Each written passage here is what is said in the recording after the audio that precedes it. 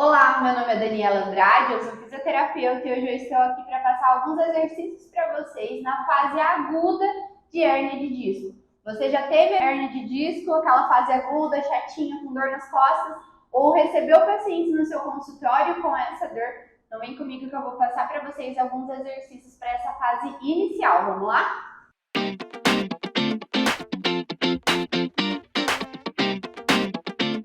Talvez fique um pouco cortado aí o meu rosto, mas eu quero mostrar mais essa parte inferior mesmo. Vamos começar os exercícios mais sentado, porque eu não sei como que tá essa queixa de dor. Alguns pacientes podem sentir muita dificuldade em se deitar, em trocas de postura. Então vamos supor que esse paciente comece sentado aqui com a gente. 3 exercícios que eu faria sentado aqui. Primeiro, eu trabalharia mobilidade de quadril com esse paciente, tá? Posso começar unilateral, pedindo para esse paciente rotacionar esse quadril. Pode pedir para ele ter a mão, não precisa se preocupar com postura ereta agora, tá? Então, você pede mobilidade desse quadril. Se você vê que consegue, ó, pede mobilidade bilateral também, tá? Muito bem. Segunda coisa que eu gosto de fazer aqui, se o seu paciente conseguir, é aumentar um pouquinho, pedir para cruzar a perna e trabalhar, ó, mobilidade de quadril com um pouco de alongamento de glúteo. Pode não parecer, mas de certa forma, quando a gente faz essa tração, nós estamos trabalhando um pouco de rotação da coluna, tá? Então, só que às vezes a gente não fala isso pro paciente, para ele não ficar com medo de rotacionar a coluna, né, e evitar aquele efeito de cinesiofóbico que a dor traz, né? Mas eu gosto de passar isso porque, de certa forma, o paciente está fazendo uma leve rotação de tronco e já começa a trabalhar a coluna lombar também, tá? E claro, bilateralmente, mesmo que os sintomas forem unilaterais, ok? Que geralmente é. E o terceiro exercício que eu passaria aqui para esse paciente sentado é pedir para ele curvar as costas, relaxar a lombar e retornar, tá? Nesse tipo de paciente com dor, eu não gosto de ficar dando comandos de extensão e flexão de coluna. Eu evito falar na coluna justamente por conta da dor. Então eu peço às vezes para esse paciente olhar para o umbigo dele, olhar para cima, para frente, olhar para o umbigo dele, olhar para a fivela do cinto e retornar. Você pode começar, inclusive, o movimento pela cabeça. Abaixa a cabeça, leva os ombros, às vezes, na direção dos joelhos. Aqui, você pode começar de 2 formas. Só com a flexão de tronco, tá? Pedindo já direto a flexão de tronco, como também a flexão da lombar, tá? Por isso que eu gosto de usar o umbigo como referência. E sempre, ó, dependendo do nível do paciente, pedir para estar com a mão apoiada, tá? E sempre respeitando o nível de dor, gente. É claro que esse paciente vai estar poliqueixoso, com medo, fazendo aqueles movimentos mais lentos e catracados que a gente fala, né? O movimento ele não é fluido, ele vai, para, porque ele tem medo, né? Então pode dar todo o apoio que o seu paciente precisar. Se quiser colocar uma bola, ó, pedir para esse paciente levar essa bola lá para frente e retornar. E aí você vai usando a sua criatividade. Os outros exercícios que eu vou passar para vocês são deitados. Se o paciente conseguir ficar deitado, vai ser ótimo. Aqui nós conseguimos trabalhar alguns movimentos de membro inferior que vão ajudar na mobilidade da coluna. Então, inicialmente, eu tento não atuar diretamente na lombar, com movimento diretamente da coluna.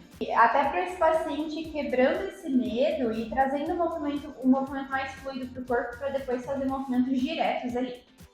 Então, eu pediria aqui para esse paciente fazer movimentos de quadril, então movimentos de flexão, extensão, movimentos de rotação de quadril, sempre respeitando a amplitude que a dor permite que esse paciente faça. Ok? Pediria um alongamento aqui, ó, trazendo flexão de quadril para já alongar toda essa parte posterior.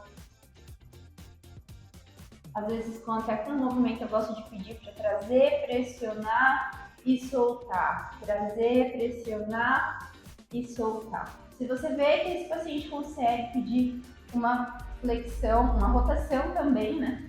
E aí você pode pedir para que ele amplie os movimentos de quadril, tá? Pode ser que pareça que eu esteja falando mais de quadril, mas, gente, às vezes na fase inicial a gente só consegue trabalhar as articulações adjacentes à coluna, né?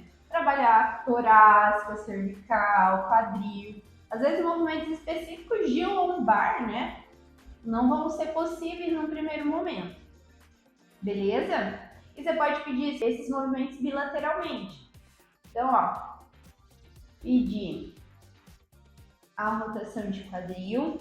Se vocês separarem bem, vocês vão estar falando do quadril, mas a lombar ela já vai estar sofrendo uma rotação também, tá? Então eu gosto de começar esses exercícios unilaterais para trabalhar mesmo, aquecer aquela articulação e depois trabalhar movimentos bilaterais que já vão trabalhar a coluna como um todo. Pedir a flexão bilateral. E com isso, às vezes, colocar um apoio no pé ali, porque talvez na volta a pessoa possa sentir alguma dor. E são exercícios, gente, todos esses exercícios nós conseguimos fazer em casa, ok? O último exercício que você pode passar com o seu paciente para ele fazer em casa também é trabalhar os movimentos de quadril e lombar numa posição de decúbito lateral, tá? Eu vou ficar aqui de frente para vocês. Pede para esse paciente, orienta ele o posicionamento lateral, tá? Às vezes ele vai querer ficar muito em conchinha, vai adaptando aí de acordo com as características da crise de dor que esse paciente esteja sentindo, tá? Então, posiciona esse paciente em decúbito lateral, pede a flexão de joelho, quadril aqui, e aí vocês vão pedir para que ele arraste essa parte superior do tronco para frente. Aqui eu não vou ter apoio porque meu aparelho ele acaba aqui, tá? Mas pensa que você vai pedir para esse paciente fazer no chão. Se não for possível ele ir para o chão por conta de dor na cama, tá? Então você pode pedir para ele pôr a mão no travesseiro, a mão na cama, deslizar sobre o lençol, soltar o peso do tronco para frente e retornar, beleza?